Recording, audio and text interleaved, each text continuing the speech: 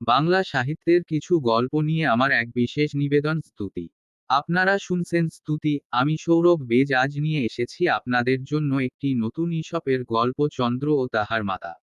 শুরু হচ্ছে আজকের গল্প চন্দ্র ও তাহার মাতা। একদিন চন্দ্র তাহার মাতাকে বলিল, মা, আমায় একটি গায়ের মাপসই জামা তৈয়ারি করিয়া দাও।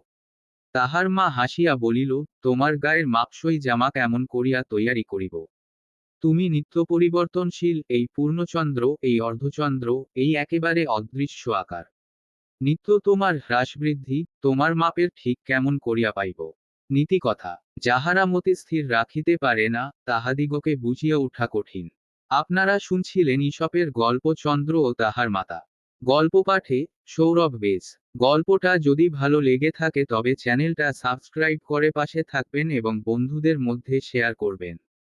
আবার একটা নতুন গল্প নিয়ে হাজির হবে স্তুতি।